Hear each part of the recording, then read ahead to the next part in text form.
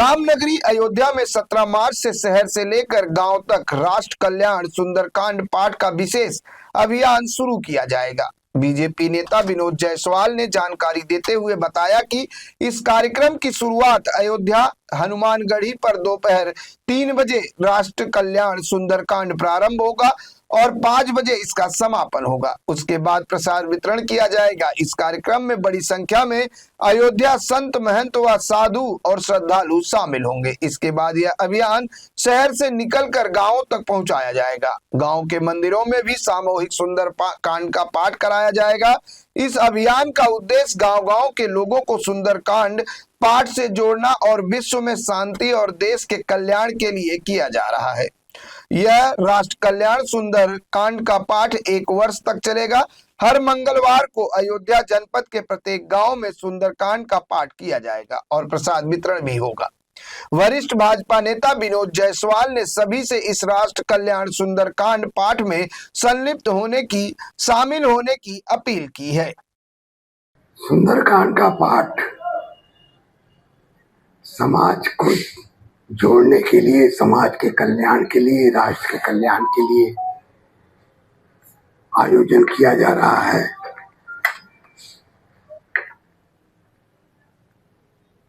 यह कार्यक्रम 17 मार्च 2026 अयोध्या धाम हनुमानगढ़ी से प्रारंभ की होगा, जिसमें सभी भक्तजन का आगमन होगा, संतों का आगमन होगा। संतों के आशीर्वाद से कार्यक्रम आगे बढ़ेगा।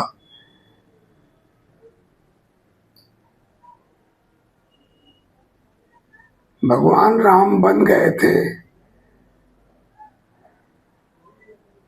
राजा दशरथ जी के आज्ञा पे, तो उसका उद्देश्य क्या था? भगवान मिले हनुमान जी से, हनुमान जी मिले राम जी से, दोनों का मिलन हुआ। जितने भी कष्ट हनुमान जी के द्वारा निपटाए गए, बड़े बड़े असुरों का संहार हुआ। समुद्र पार करके लंका गए, लंका को जला के खाक कर दिया।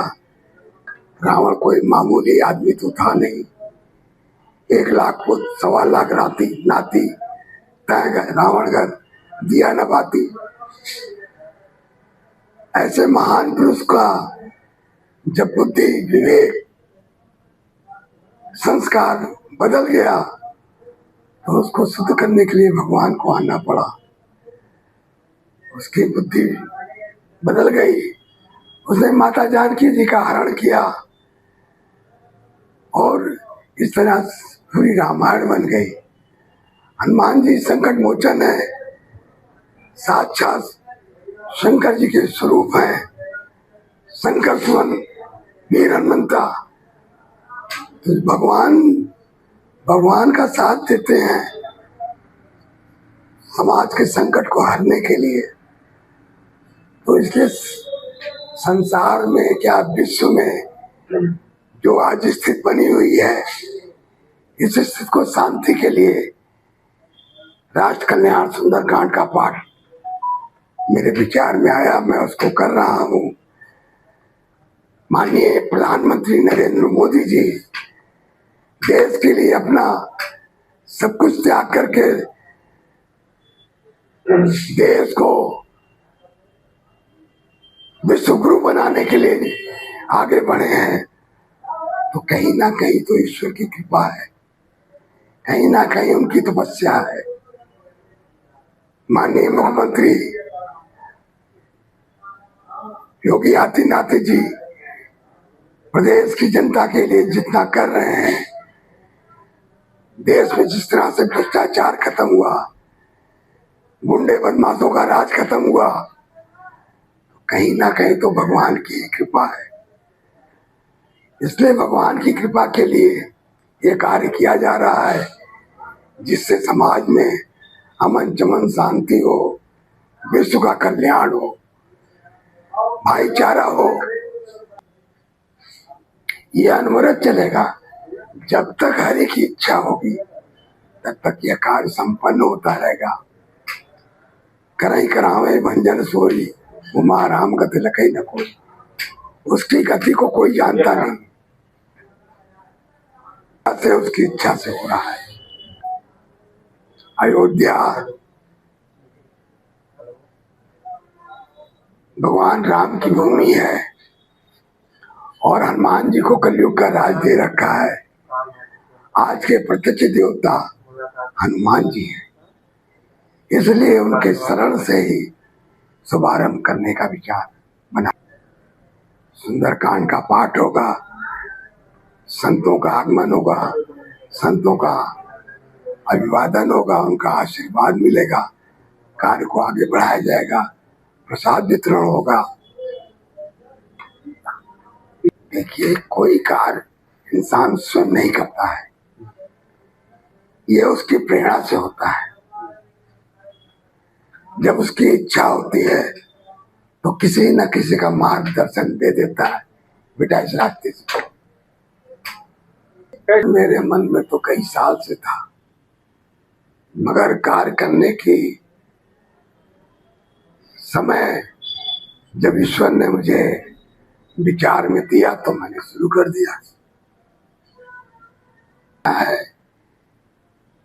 मेरा जगत राम जगत है, हमारा समाज राममय हो, सनातन धर्म का प्रचार हो, भगवान के प्रति सबकी आस्था हो, सबको भगवान की कृपा प्राप्त हो, हमारे प्रधानमंत्री को शक्ति मिले, वो अपने देश के लिए जितनी योजनाएं लाए हैं सब सफलता पूरा करें, समाज का कल्याण हो। जब हमारा राष्ट्र में शांति होगा तो विश्व में भी शांति होगा। राष्ट्र शांति, हमारी शांति, हमारी जनता की शांति। हमारे हाथ में तो कुछ भी नहीं है, जो करते हैं प्रभु करते हैं, तो प्रभु के चरण में रहना ही सर्वोच्च है। ये निर्णय भगवान का है, हमारा नहीं है। हम तो क्षणिक मात्र आज है, कल नहीं है।